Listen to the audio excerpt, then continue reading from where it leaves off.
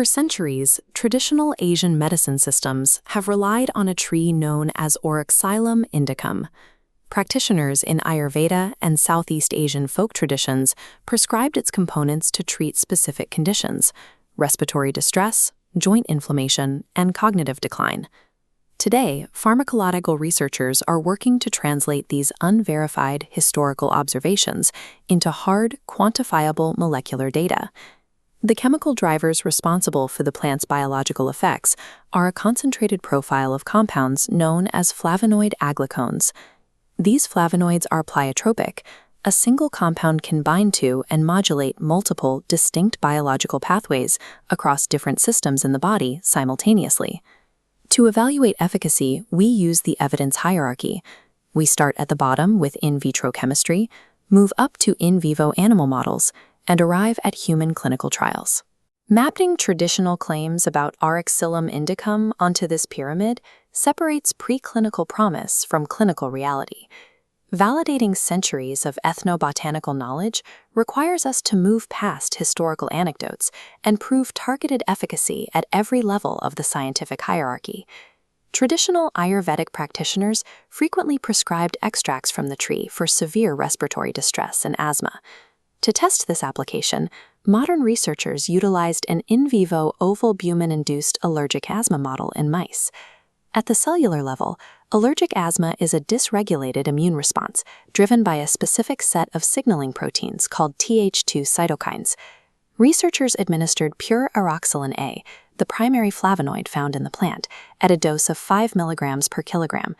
This chart shows the cellular count in the lungs. Compared to the control group, animals treated with Oryxylin A showed an 89% reduction in inflammatory eosinophils. Measuring goblet cells revealed a parallel, dose-dependent suppression of mucus hypersecretion. To find the root mechanism behind this sudden drop in inflammation, researchers analyzed the lung tissue using RT-PCR.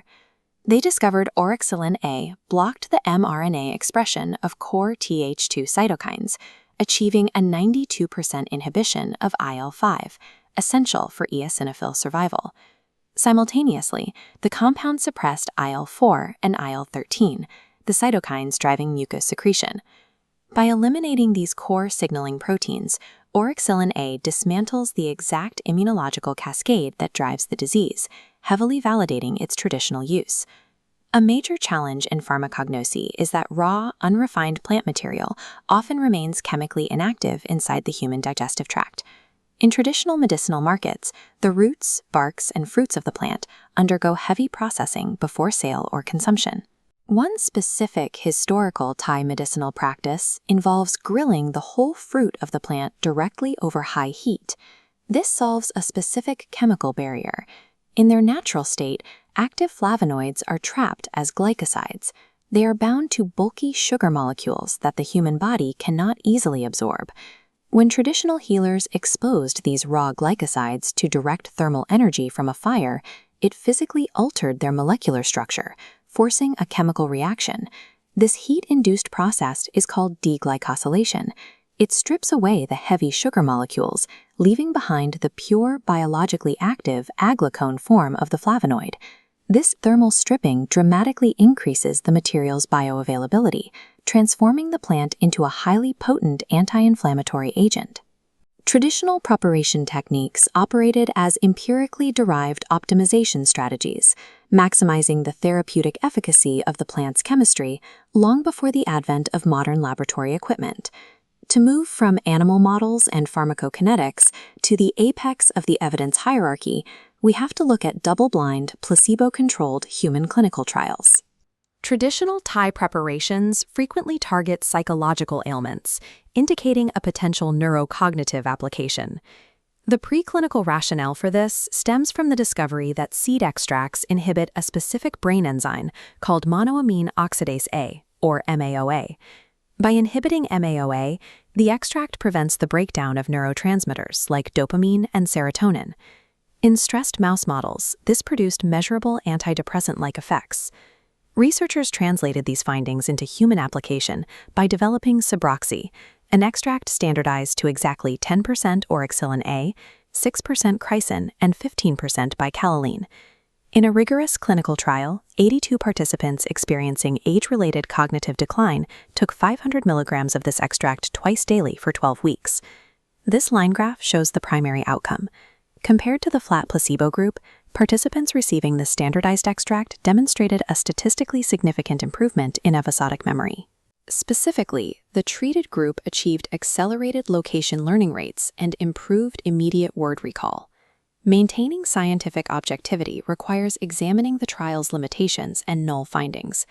This chart shows the extract failed to improve overall cognitive faculties. There was no significant difference between the groups in MoCA screening scores.